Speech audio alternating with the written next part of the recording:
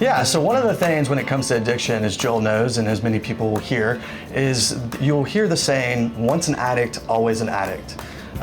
It's undeniable that addiction can affect your brain. You can see brain studies of that. But Joel, what do you think about that saying, once an addict, always an addict from a biblical Christian perspective? Yeah, that's a great question. So here's where my mind goes immediately here is I think of Billy Graham. Okay, so Billy Graham, whenever he was 19 years old, his flesh, if you want to think biblically here, was just as bad at age 19 as it was at age 99 whenever he died. In other words, the flesh is never sanctified, if you want to use that word. In other words, the flesh is just as bad today as it was 5 years ago when you got sober, 10 years ago, 20 years ago, okay? But I think what's interesting, though, is instead of thinking of just as bad or it's getting better or worse than, the language that the Bible would use is more of a putting off and a putting on. Because on the flip side there is the spirit actually never gets better as well. And that's what's interesting is, so in other words, if you've been a Christian for 10 years, 15 years, 20 years, 5 years, the Holy Spirit has not gotten better per se 20 years ago as today. It's just, so instead of, it's not a better, less, it's just a walking in either or. Yeah. Is a way to think about it, kind of when I think about biblically here. But going back to your question though, so with that though, I think Clifton, I don't believe that once an addict, always an addict in a sense, because what that would then entail, going off of what I'm sharing with you right now is, it's like I'm walking in the spirit and I'm also walking in the flesh, and that's just what I do. Yeah. You know? Yeah. Yeah, I think that's a good, I think all of it, both of us would say that all of us are in some way or facet addicted to sin. We have a sin nature, addicted that's a good to point. it. Right. And so, you know, are we so bold as to say that nobody can ever overcome sin or struggle with it? Yeah, we're not saying that you're never going to struggle with sin in this life, but are we saying that you will never see victory in seasons of your life with sin?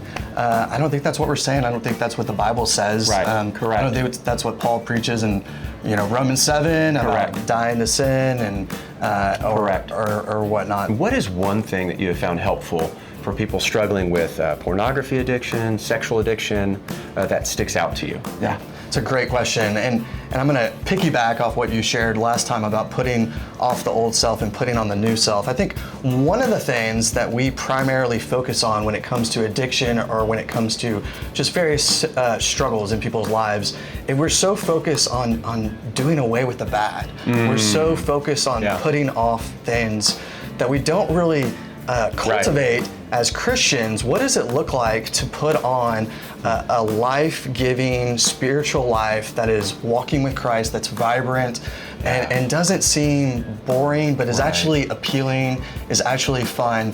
Because one thing I know about addiction is that it feels really good when you do it. Yeah. And if you're not dealing with the pleasure that you get from addiction, and you're only saying, hey, I need to stop doing the bad stuff, and you're not dealing with the pleasure of it in terms of finding something more pleasurable, which you and I both believe is God within His creation and following Him and walking with Him and seeking Him, then you're just gonna be fighting it one-dimensionally instead of two-dimensionally. That's good, that's good. I had some thoughts, I like that.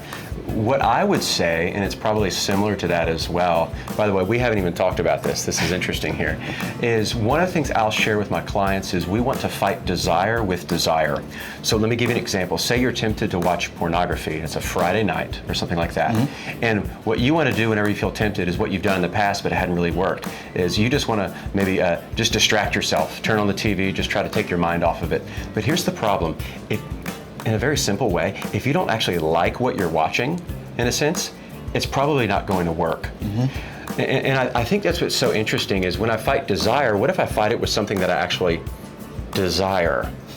That doesn't sound like rocket science, right? In a sense. And that's what's interesting, because I think that's what's so cool about the things of God is when you begin to engage in these things, they do become more desirable, but you almost have to behave your way into desiring, if we're honest, right?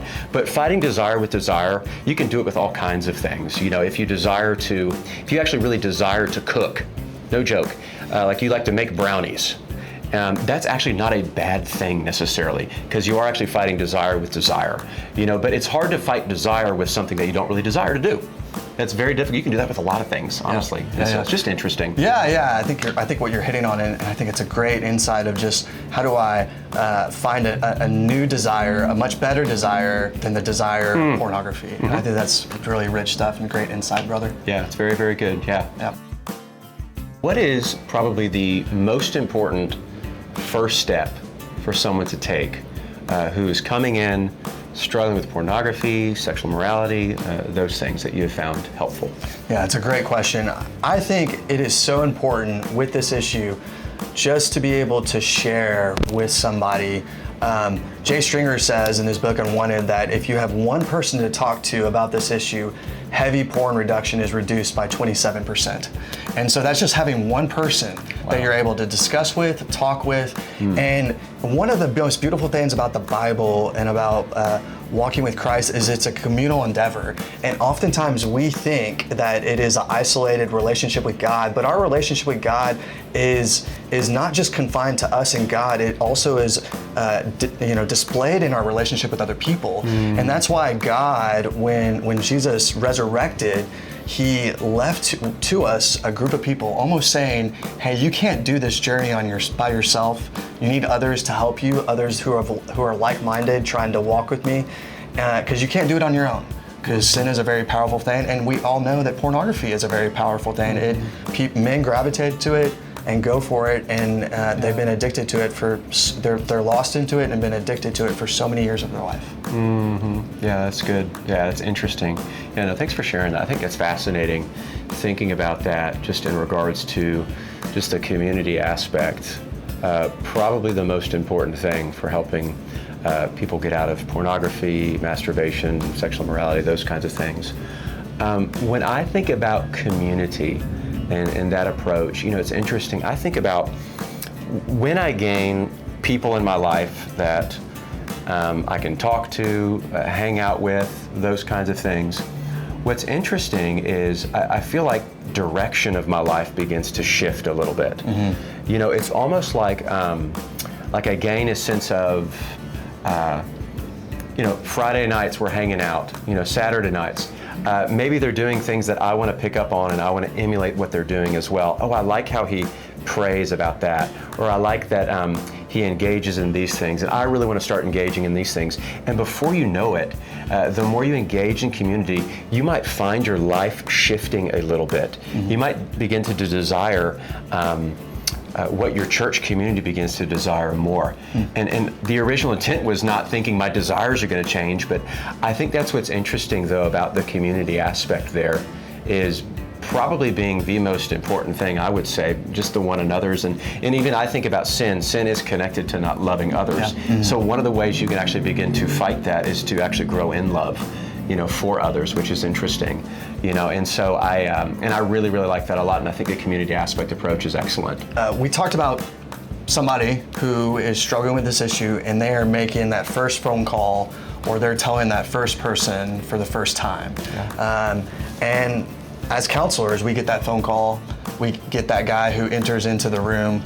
What do you think the most important thing that you want that person to leave with in your interaction with them? Yeah, that's a great question. I think one of the things that sticks out to me is when someone confesses to, say, me as a counselor for the first time, say they've never confessed this to anybody else, I want them to feel cared for, and here's why.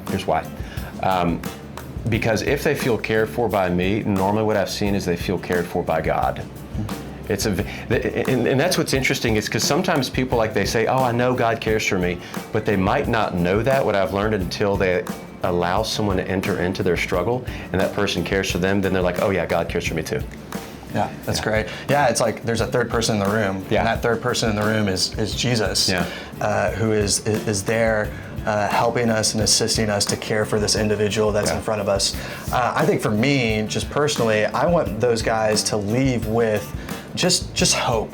I think that addiction or any issues in life can suck just the hope out of you. And so one of the most beautiful things is the Christian hope that we possess, and And it's a hope not grounded in our performance and our abilities. It's a hope grounded in Jesus' performance in our stead, and Jesus' love that is always pursuing us, seeking us, and is going to inevitably change us. And it's a guarantee that that will happen. And I really want my guys to experience that in the first session. And so I always love to kind of talk to them about hope if they're willing to listen to that. That's awesome. Thanks, Clifton.